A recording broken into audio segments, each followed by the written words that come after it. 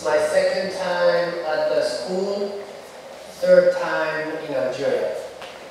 But I was actually born here in Akbou. And I spent the first couple of years of my life here. I don't remember much. My brother is in the back. It's his first time coming to a conference. And my nephews. And they're the ones feeding me the data to make me remember how it was from 0 to 6 or 7 when I was here. And I spent the past 30-ish years, so more than most of your ages, guys, in multiple countries where I started this company. Okay. So I started very early, but wasn't lucky like you guys to be in a school like this. We just work. We're trying to make some money and learn fun stuff in the process. So we were doing optimization, website optimization, a bunch of stuff when we were 19, and then this became an industry, and this became a career, and this became a job opportunity, and then this became a business. And that's the first picture we get, because back then we weren't even taking pictures. So this was like the first professional conference, but back then we did much more, many years of just doing stuff. And I'm saying this because maybe sometimes when you get started, you're not really sure what's ahead. And you want to know exactly what's there. You want to, because the world is changing so fast, especially now, that you don't really know what's going to be the work or business or model or future income stream you have. What's important is you stay in action. Well, this is what I've been doing forever. And this is why when I come back here, I asked the teacher if I can come back and keep talking to you guys, because things could happen from here, you know. So if there is something you want to remember from this talk, it is a quote I took from someone. Let's say, the faster you learn, the faster you learn. Okay? And this world is going to be key to have the right skills to apply them for clients, for your project, for different opportunities coming up. So we are in this, or you guys are in this battle of getting the more skills possible, the most wanted skills, and obviously today it's turning around very similar skills and topics.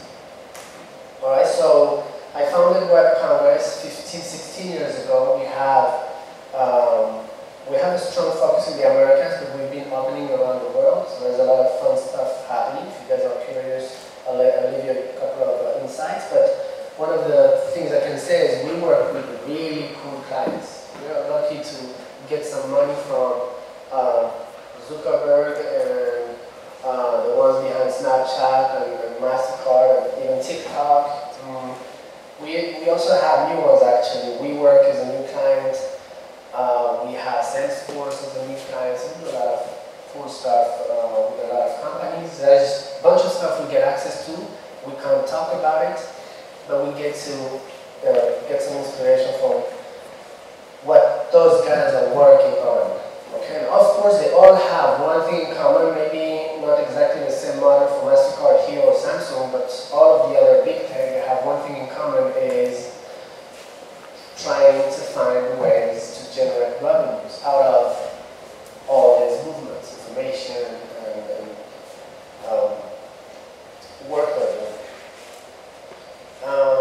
And if you guys are curious about what we actually do and the experience at WebCongress, you can go to webcongress.com/movie and you'll find maybe a 13-minute, which is a long time today, video about us, right?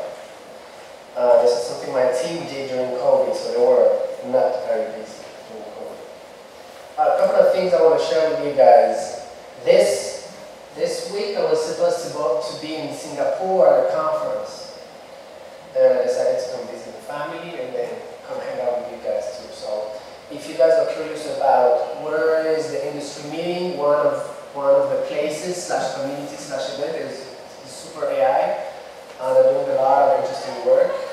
Obviously it's not for everyone to go to Singapore, but there's always a lot of free live content.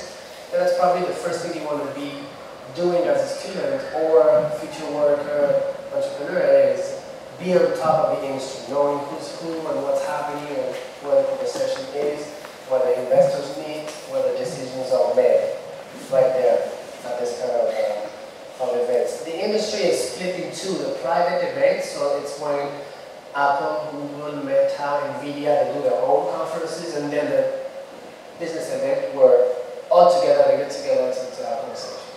WebCongress is a similar experience. It's not focused on AI. This year we're doing an AI tool. I think I have it here. But we just gather the industry to discuss what we call digital transformation, meaning whatever is transforming industry, businesses, we're going to make sure we get people together to talk about it, okay? But the super AI is AI world. And if you guys are curious about what's happening this year, we have a couple of cool events. One in Bogota, Colombia in August, this August. After this we have September 11 and 12 at the University of Miami. After this we have Ecuador in October. And after this we're supposed to have early December, 3, 4, and 5th of December in Riyadh. If you guys are in those regions, for some reason you can hit us up and we have free ticket for usually partners, universities, students, and others at those events. And if you want to contact, it's probably going to be through LinkedIn. This is where we're most active.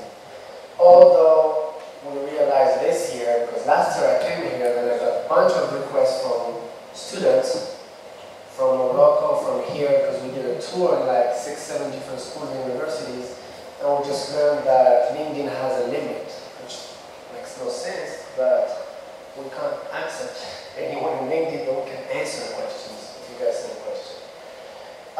So I came here last year, and from last year to today, we did a couple of fun things. A lot happened in the industry, but here, what happened is we got to work with a couple of students. Zeno is one of them, ITEM is the other. They helped us organize a bit ideas around a SaaS platform we are developing with my brother. And now we're going to actually, fully get started on that. But I also did another thing that was fun with another student called Amani. Do you guys know Amani? Yeah?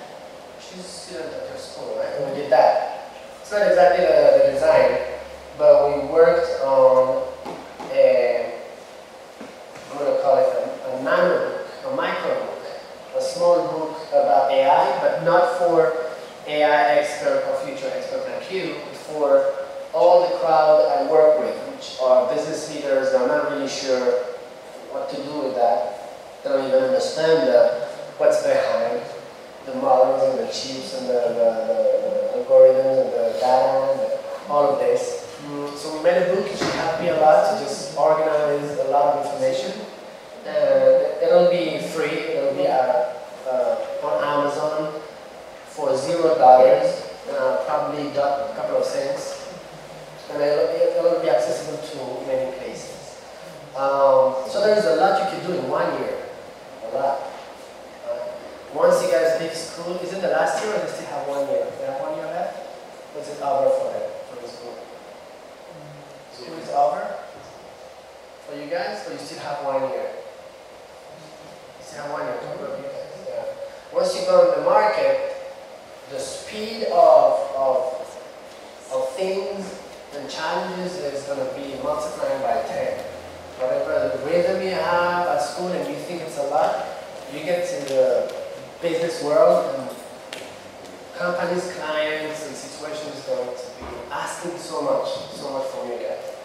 Alright, so this is where you can stay in touch with me. We're going to start creating content on OUALI.com. For now, it's just access maybe the latest content we have, the book, and email and WhatsApp. And we're going to do more with this because it's a cool name, right? It's a cool name. It cost me a lot of money to get that domain, so we decided we should be using it. And I had it for 10 years. Alright, so last time when I came, I asked you guys this question, if I remember. I asked you, what is your 300-year plan? Huh? If I did not, I usually ask this question. What is your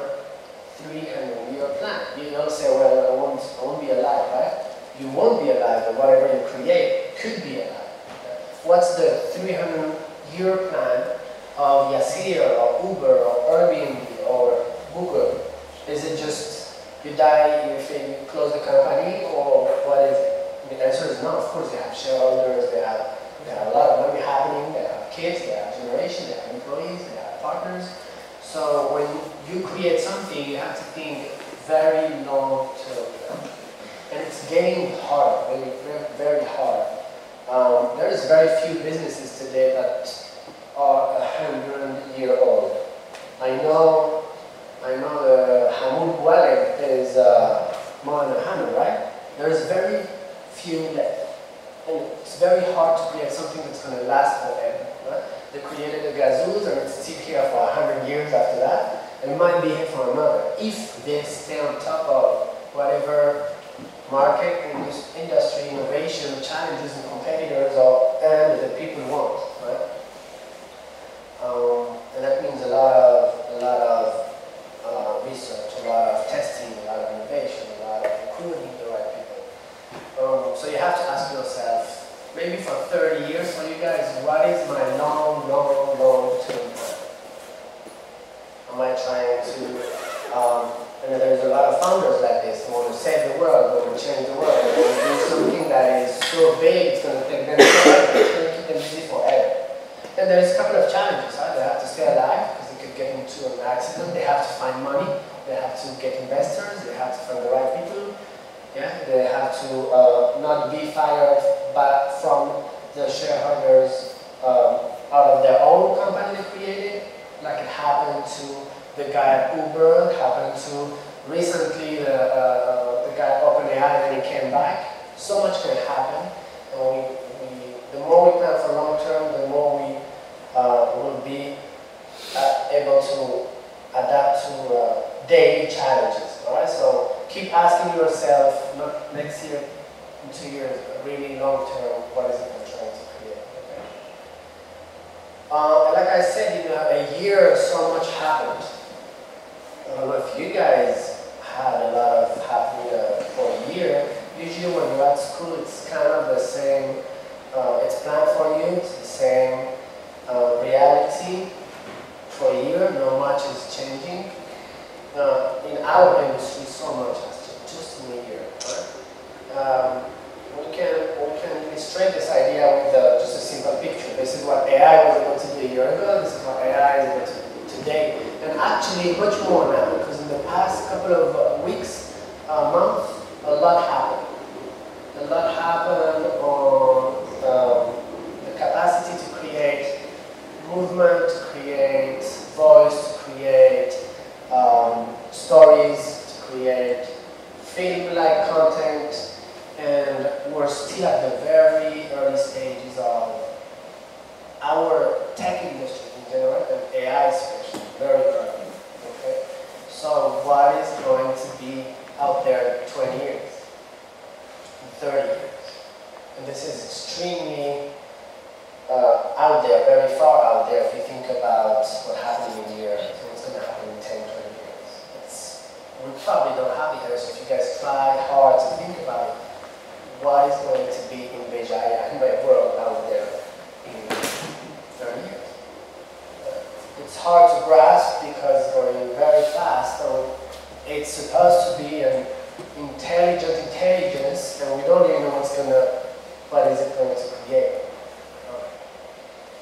We know our world, how it works, and the challenges and the limitation, regulation, laws, cultures, things like that.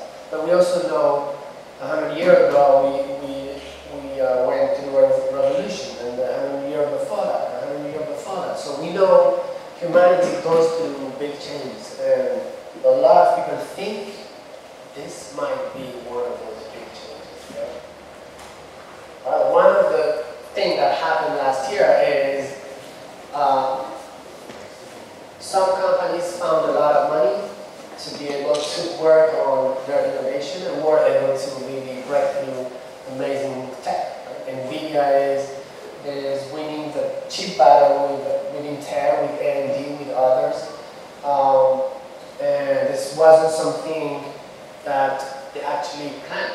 It happened because of COVID, because of people using more gaming chips, and because of maybe Elon Musk buying a lot of supercomputer and chip for the OpenAI for other stuff he wanted to do, and then things just happen.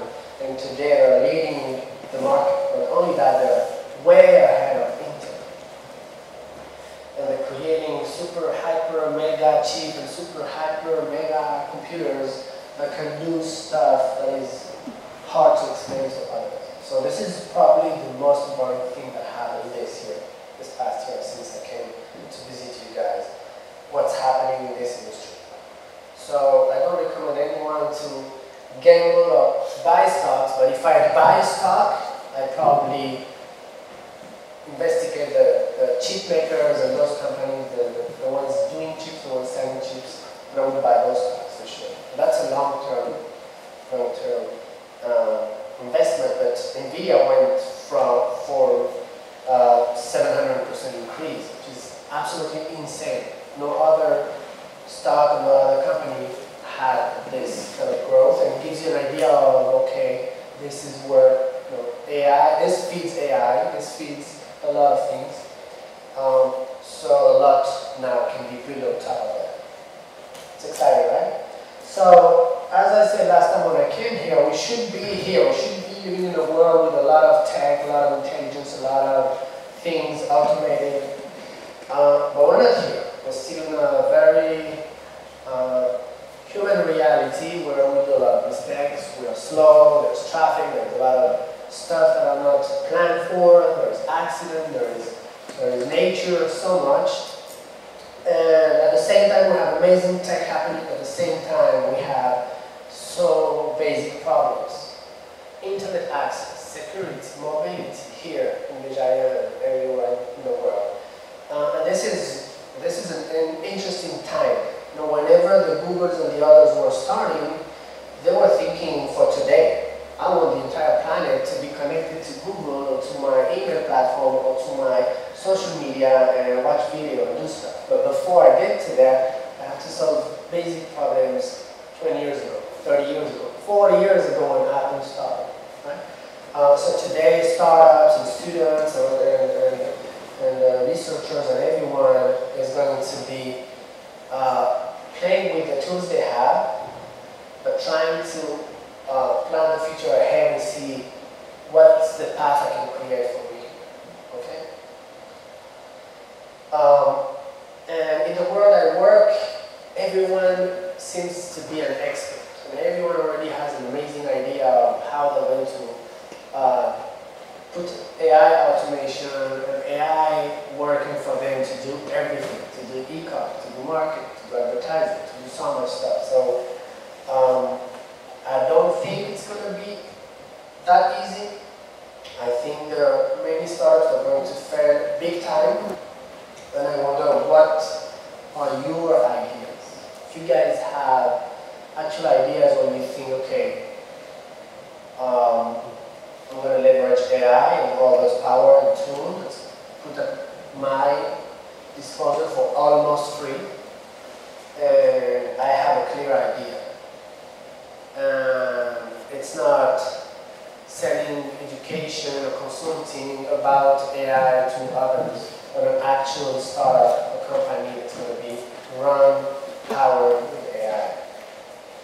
There's not much yet happening. Today what we're seeing is AI infused and powered everything. So if you were using a CRM, it's now assisted by AI. If you were using an email marketing tool, it's now assisted by AI. If you were using Gmail to write and work, it's now assisted by AI, just helping you do faster, less mistakes and so on.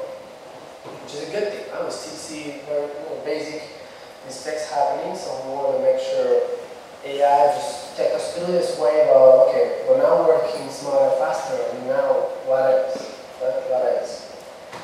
Alright, so everybody has a plan until they get punched. Right? This is what happened to Sam Altman during this year, and this is what's going to happen to many startups. Today, there are startups, AI startups, I'm talking specifically losing their investors, losing their trust, losing against regulation, closing the doors.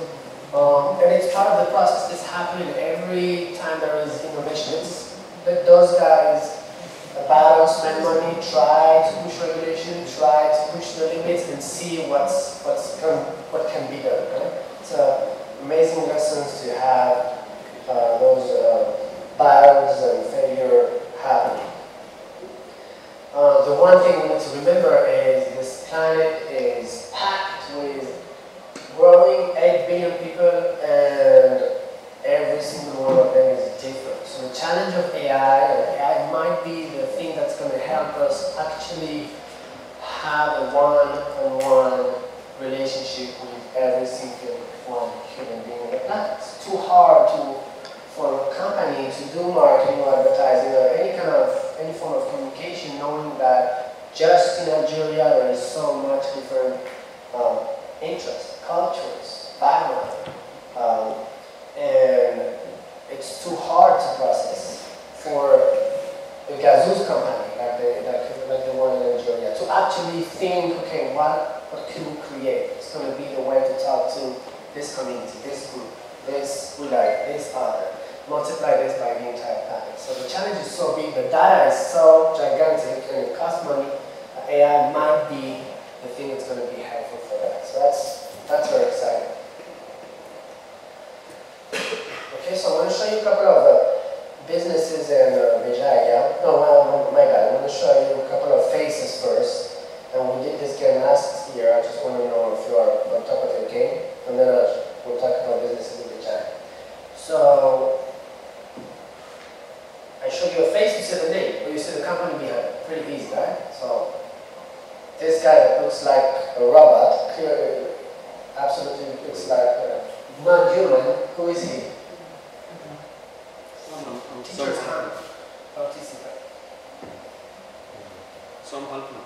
Yeah, it was behind what? OpenAI. Not only, what else? Which startup? Couple of startups.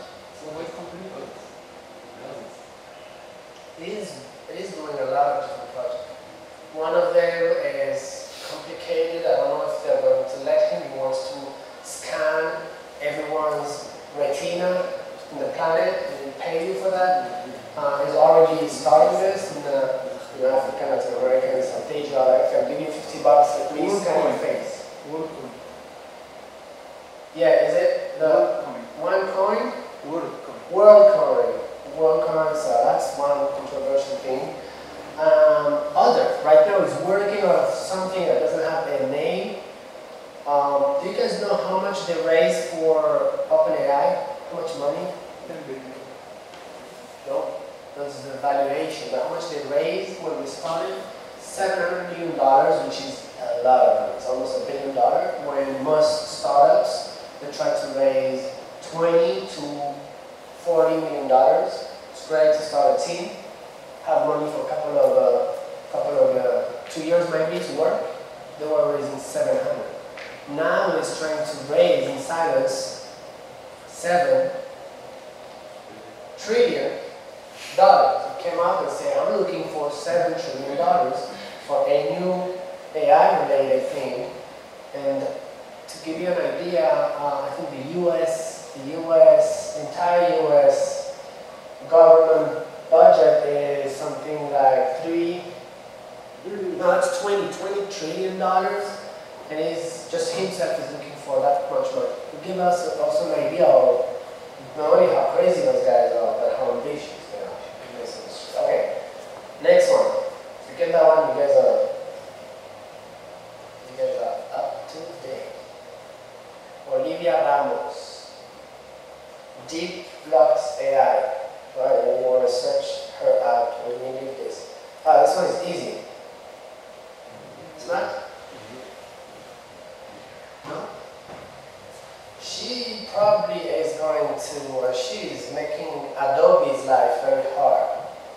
And she's putting a lot of AI in what she's doing. Canva. She's the Canva founder. And she's also a billionaire, not a billion, $8 billion. Pretty amazing, right?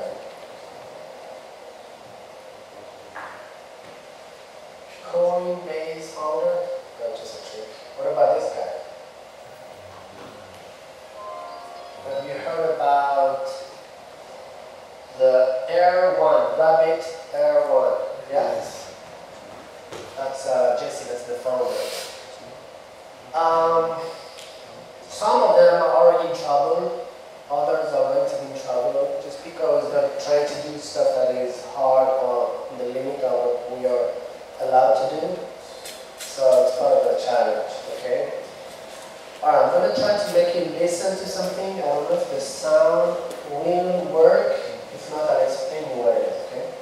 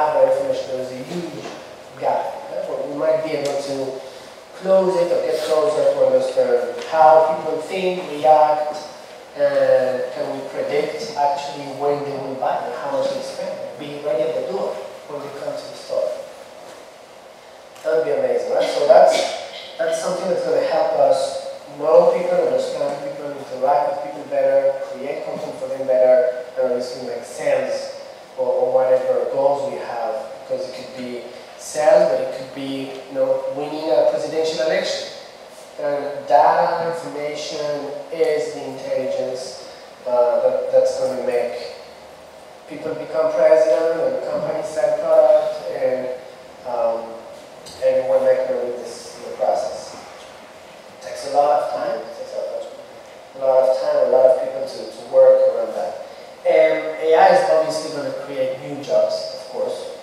I put this painter because we don't really know much besides the people working in AI and analytics and optimization, all of that is great. Sure, that's the first one that's going to be working. The prompt guys and everyone that's going to be directly impacted, but it's going to create industries, jobs, small businesses. We're not exactly sure what it will be. All right, so this picture is just a general idea. Or it will kill jobs, that's for sure. We could get to a place where there's not enough work for everyone. You guys think it's going to be the case? In 30 years? In some industries, yes. In some industries, yes. In some industries, right? So, which one? It's going to be fun to learn about. That's why I came here, just to leave you guys with questions. There's one conversation, Sam Altman and all those AI founders behind the company you know, they're thinking about it because they realize we are going to kill a lot of jobs. Seriously. Of course, the first ones we're going to see is the obvious one, right? Marketing job, administrative job, finance job, manufacturing job, easy. Those ones are going to be easy to replace. And then even others, lawyers. Once regulation is ready to have a lawyer or a judge or do this, just do the process and just apply the law, and so much more. Right? Surgeons and others. So they're already thinking about, oh, wait a minute, if we take everyone's job, we need to have people doing something. So the idea is the universal general income, they call it. So the idea is AI is going to be doing stuff, we're going to create more money and wealth, then we're going to give everyone an automatic salary. Everyone is the entire planet an automatic salary, so they can go around and spend the money. We want them to go to the store and buy a Jay-Z SIM card, and they want them to go and buy an ice cream. They want them to go and buy the latest Jordans, because there's businesses we're trying to work with, and they use our platforms, and they want to make money. We're going to give money to others, right? I don't know if it's going to happen, and I don't know if it's a good idea. It's fun to think about, all right, how far we can go and think about AI transformation in our world. It could be a world completely different to what we know today. Okay? It's going to be fun. So the question is, who will survive? Right?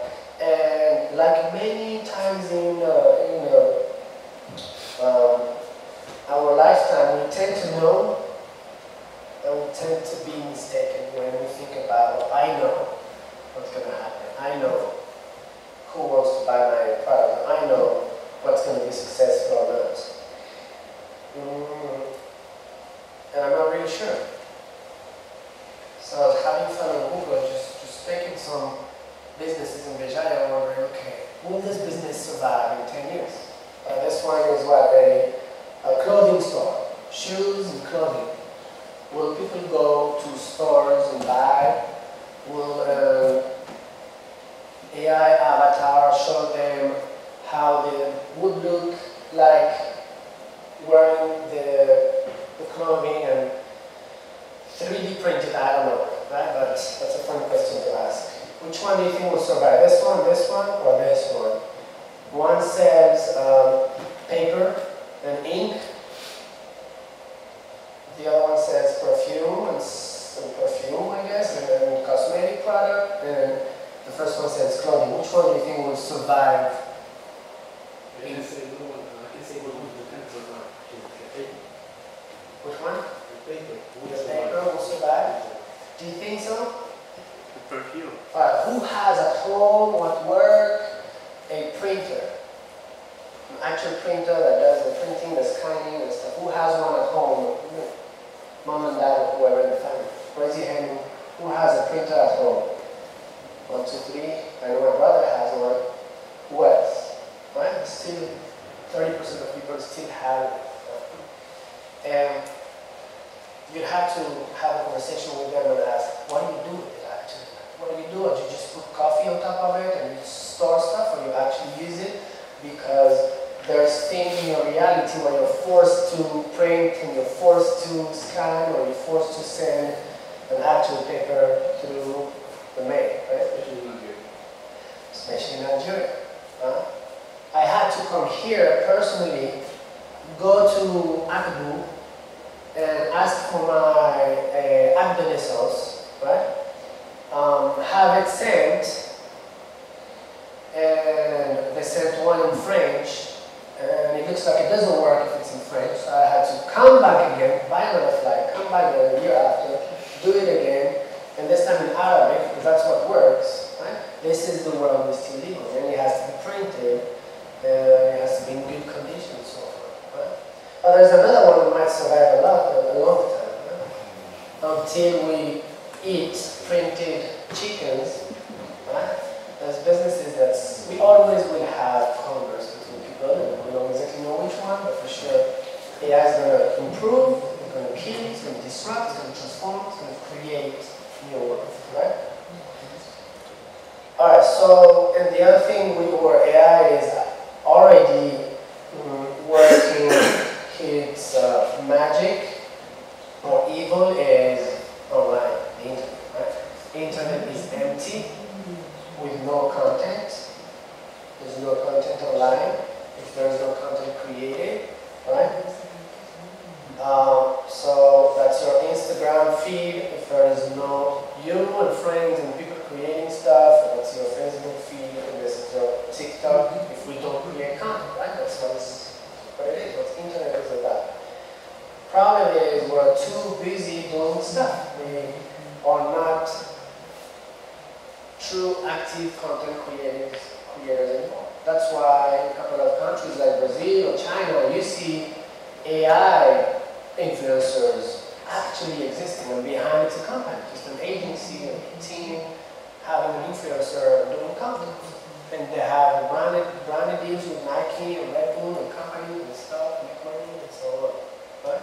So we're too busy doing stuff because we have more opportunities. We have content, we have social media, we have so much we want to be experiencing.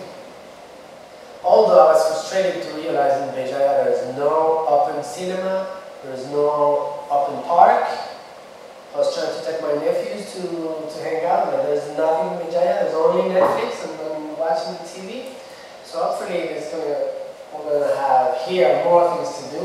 And even when people create content, I think people are starting to become sensitive to my content is my data, is my money, is my power, I can give it away or keep it, and there's more and more people controlling what they do online and thinking twice before they publish or react to something. Like, okay, there's wars happening, there's things happening, I have an opinion about it, will I post it or not? Because this may have an impact on how I'm organizing those algorithms and models, right? So because we're too busy to do stuff, AI is already, not only AI is already creating a lot of content on social media, a lot of video, a lot of sales content, a lot of businesses are using AI. The way we were using stock photos, and you see always the same ladies and gentlemen are doing 10,000 jobs. Right? Every time you see an advertisement, it's always the same models. Because it was expensive to buy a stock photo, you go and buy a stock photo, it costs $20 for one picture. That's way too expensive. Now I can pay $20 a month, platform like Synthesia.io, and they'll give me unlimited ads, right? A new platform called Dialog.app lets you create an avatar of yourself, same face, validating that it's you, and then just have it create content. Obviously through your feeding it, right? Because I don't have time to create a video, but I have people who want me to create video about this, about that, right? And it's business for me, or it's reputation, or it's gigs I can get, so I have to do it. So AI is already doing a lot, and there's a theory where people in my industry think that probably 60% of content that's online today is fake, aka made by AI, bots, and others. And those fake content, and these fake people, and these fake followers, and those fake influencers, and this fake video are interacting to each other, commenting each other, liking each other, and this is a big chunk of it. Right? So is it really an industry of all of this? Is fake, and there is just a fake person clicking to commenting on a fake someone else's video, and there's no business, there's no humans, there's no money generated, unless there's a business model around that, unless there is a view, click, advertising, or company pay for 60% of fake people talking to fake people. Company are going to catch up and say, okay, all right, I'm not saying that you guys use it more. I need real people. That's not enough to have a million, billion, trillion views and interaction. I want to sell bottles of my product, right? So it gets much more complicated to actually get quality data, quality interaction, and there's an entire business and company working in that segment. True people, true market, interaction and opportunities. Huh? Okay. And we're going to see this everywhere. AI agents assisting people to do every single step, facilitating everything. Okay. So opportunities in AI are going to be right there, but also in the gaps, in the things AI is not doing, there's going to be opportunities for innovation, transformation, support, assistance, and to be useful to all those people. And fit, there's going to be maybe fit, right? So in a year we went from much more static AI and frustrating AI actually, where you try to generate content, a video or a picture, and you're like, I can really use this in my content, in my book, in my website, my e-commerce, in my email. So we end up still having professionals spending hours and hours to do content. Right? I wish an AI could just do my slides and I was not able to find it. So actually say, okay, here's my idea. Just scrap some legal pictures I can use and put those titles. Here's my slide 2, slide 3, I don't want to say that, I don't want to say that, I want to make a joke about a vagina, I don't want to say that. You just do it for me. Right? We're still, in between the transformation. We're still in the middle. Right? So we went from this to this. Right? This is Amica. This year I went to was it in March, February, it was very cold. I went to CES, the event, the CES event in Las Vegas, where they had from the Tesla bot to the newest, craziest cars to the Spot dog robots walking everywhere to Amica and others. We are from a very simple reality in Beijing and many other cities of the world to there's amazing things already out there. It's going to be available to receive you when you get at the hotel reception or somewhere you want to get there. You'll have those guys there. Right? You guys heard about the Sphere in Las Vegas? This big globe, the screen. They have 5 or 6 amicas when you get there to interact with you, guide you, whatever you need. It's pretty freaky. To this, to actual things that is not amica, that is useful, and this is an AI news anchor. I think it's in Thailand or in Vietnam. Her name is Sana, it's completely AI, and she gives the news. It's pretty easy to give the news, Donald Trump did this, Joe Biden did this happened there, this happened there, Football between this group and this might happen, and that's an AI just talking and having a conversation with you. It costs much less money, there's no copyright issue, there's no paying this guy for a retirement because he become famous and people love him. They just can create multiple superstars doing sport news or whatever content they want to create. Very natural. That's a fun industry to work on. To this, to AI pins and AI stuff that I'm going to wear, like the rabbit, like the humane. You guys heard about the humane? Those ones, some of them will die very soon. Rabbit is in trouble. Humane is a flop. Just people did not connect it with the guys, the founders. It's just weird. I'm not going to use it. It's $700. We don't want it. But we'll get 20 more like this, and then we'll all hang out with glasses or the bracelet or just a pin that's going to be our assistant for everything. So you're supposed to be able to talk to it, fly to a station, geolocate, call the Yasir, Uber, whatever, plan for many things, ask for recipe, and then it's going to gather information. Not only what you say, what you do, where you go, and then connect to 1,000 other platform apps you use, buy for you, plan for you, give you advice, and so on, and translate, of course, fun stuff like this, right?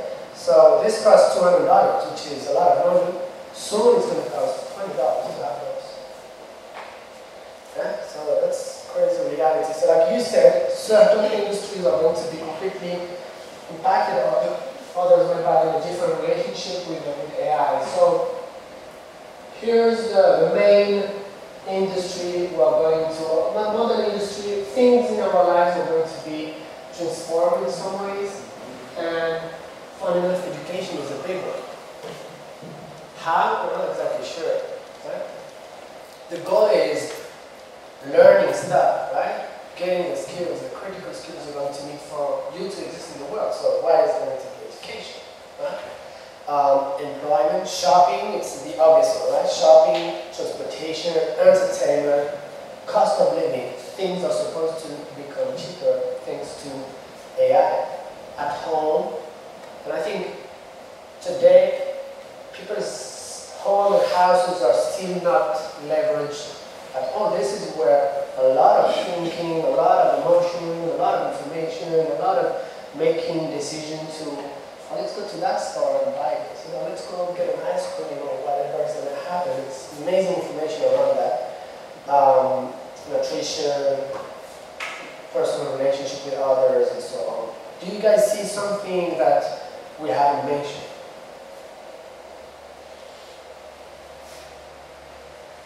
Maybe energy, probably. Yeah. And then AI is maybe we expect AI to discover stuff. I mean, you guys are supposed to be the ones creating all of this, right? You guys are the ones studying machine learning.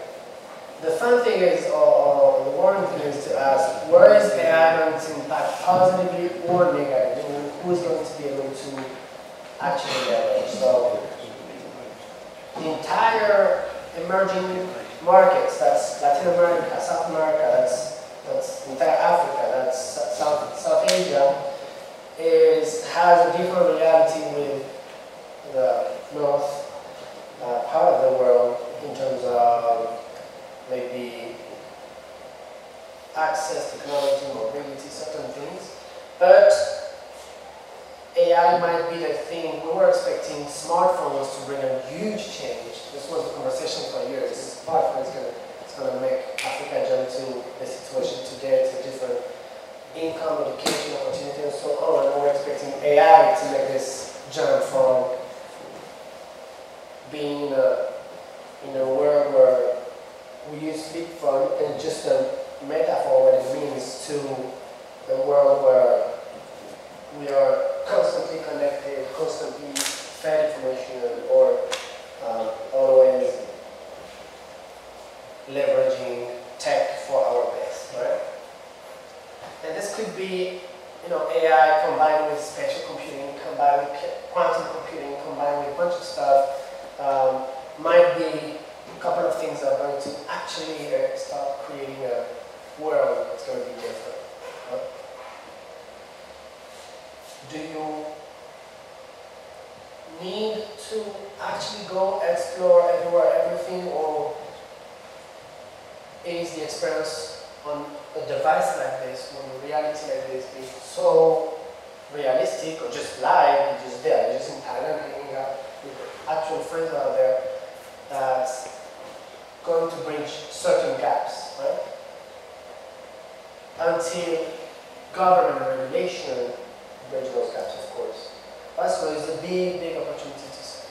I don't know if you guys see it, but most businesses in Nigeria, in Africa, in America, in France, in the rest of the planet, they are not really sure how to leverage AI. They're going to spend big, big money, whoever is educated, experts in helping them gather the data, organize the data, make decisions out of this data, and then do business out of this data, transform the company, you know, win over the leaders like NVIDIA did with Intel and others. So I think that's you guys, right? My nephews are here, but they're like 6 years old and 12. I'm not yet responsible of this. I think that's in your hand to seize the opportunity. Because we're going to be working in a world where it's going to be everything around being more intelligent on what we do and how we do and the decision we make and the integration we do and the technology we create. It's an exciting world. So are we going to see in cities like Béjaïa or Akbou, like where I was born, actual transformation at companies like Cevital, where we have AI and robotics and other things, automation, doing most of the work or doing new stuff faster, more, better product, and reacting live to orders. Someone ordered a car that is that specific color, just came here and just started painting this car and they send the car. Absolutely possible. Absolutely possible. The challenge, the biggest challenge is not the money, it's not the tech, not the data, it's culture. It's when at Cevital or at those big companies, one day they just said, let's do it. And then transformation happens locally. You'll be here or not to work, to help, whoever you guys will be, but for sure, when we think it's not going to be here, it's not going to happen here, in my 15 years of doing this, I've seen Colombia, I've seen Mexico, I've seen Bolivia, I've seen so many countries. I went to Kyrgyzstan, Tajikistan, Kazakhstan, others are like social media, e-commerce, yeah, in 50 years. But now there's big startups out of Bishkek, Kyrgyzstan coming up. So it's transformation, and this one is going to be so much faster. That's it for today. Thank you very much. I hope I gave you some worries and ideas and inspiration for what you're watching. I know you guys are going to jump into holidays, so I hope you have a good time, and maybe I'll see you again next year. Thank you.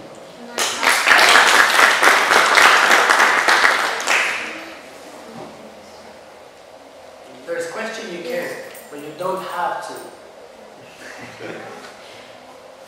Can I ask you? You can, yes. Sorry for my English. I don't speak You can very do well French. English. You can do questions in French Thank or you. Espanol. Thank you for your... You want to know if AI is going to be unethical or racist? It's going to be everything we are, right? It's really going to be everything we are. It's supposed to be a little better. If you're thinking about privacy and the use of data and discrimination, it's also, I am sure 100% today, 2024, that OpenAI and others, they're bridging our trust and loves, because I think they're trying to create something they think is good for everyone, and there's no other words for them. How do they gather data? They either take synthetic data and it's low quality, or they want high quality data and they have to get that data from somewhere. We are not giving it like this. So they have partners, they have government, they have limits, they work on data we're not supposed to, on social media and others, that's for sure. So the question is, how much we let them do, or when is it too much, when if it affects us. And like everything, like the guys in crypto, where we let them do stuff until we lose money, and until an old man and old lady lose their house, and then government get involved because they have an obligation to protect the people, and then they try to find ways and they take down so much. Right? The big ones that we thought would never go down, like FTX and others, they're behind Coinbase, they're behind everywhere. So I think in AI, the same is going to happen. They'll give them some slack. They don't even know what much to do. They don't have the information. There's a lot of private information.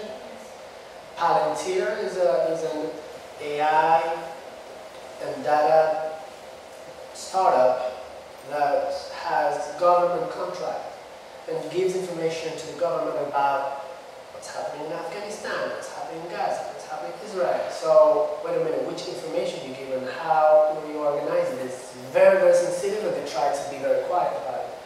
And then make a decision. And you always do this as a government, as a company, as a mom and dad. I'm going to make a decision. the best they can. If you have good intentions, right? The problem is, as a mom and dad, you don't know as a government, technically or not, it's not a business. I'm not making money out of this. You're just managing a group of people. But as a business, you have shareholders. You know, OpenAI has shareholders, and they want to take money. So the shareholders are going to meet every now and then and say, we want to buy a yacht. It means that we want some money. Push, right? So I'm sure they're already doing this. It's a big problem. Like everything, it's going to be governments and then groups are going to be fighting up against stuff, you know, organization and ultimately people. But I think we're not anymore in control as people. We don't know it. I think we'll have very limited options to say, I'm not going to use that because I think it's unethical or doing something that I don't agree with. Yeah, the boundaries are going to be very blurry now about these things. I'm sure we're going to have news titles about very bad stuff happening in that part. Discrimination is going to be one of many services. All right. My nephew of 6 years old who doesn't understand much this side, Arabic and Amazigh, has no question. I thank you guys and see you next time. Thank you.